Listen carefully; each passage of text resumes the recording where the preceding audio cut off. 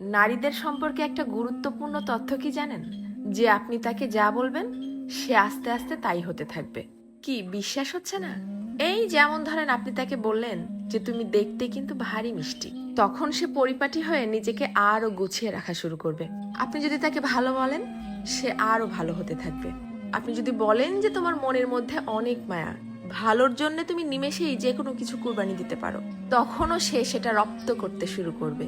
কিন্তু যখনই আপনি তার খুঁত ধরা শুরু করবেন, তার ছোট ছোট ভুলগুলোকে বড় বানিয়ে তাকে সবার সামনে অপমান করে ছোট করবেন, সে এটা পারে না, সে ওটা করে না, সে একজন বেয়াদব, সে একজন অসভ্য, মুখে মুখে তর্ক করে, সে একজন মারাত্মক রাগী তেজি জিদ্দি মহিলা, এ ধরনের কথাগুলো যখন তাকে কষ্ট দিয়ে বলবেন, সে কিন্তু আস্তে আস্তে তাই হতে থাকবে। কারণ তখন সে ইতোমধ্যেই জেনে গেছে যে আমার আর ভালো কিছু প্রকাশ করার মতো কিছু নেই।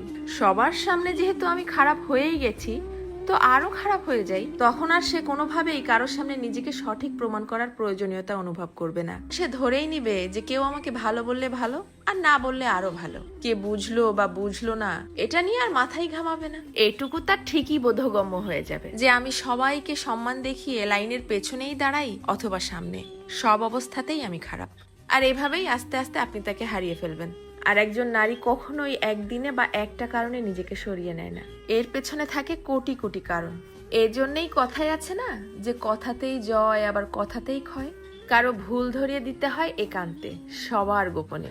আর কারো প্রশংসা করতে হয় তাকে সামনে রেখেই সবার সামনে। কারো প্রশংসা করাও কিন্তু একটা মহৎ গুণ, যা মানুষের স্বভাব এবং আচরণকে নিমিষেই পরিবর্তন করতে পারে। মানুষ কথা তো বলতে শিখে যায় 2 বছরে, কিন্তু কোন কথা কোথায় কিভাবে বলতে হবে সেটা হয়তো শেখা হয় না 50 বছরেও। এটাও কিন্তু মানুষের জীবনের একটা বড় ব্যাপার।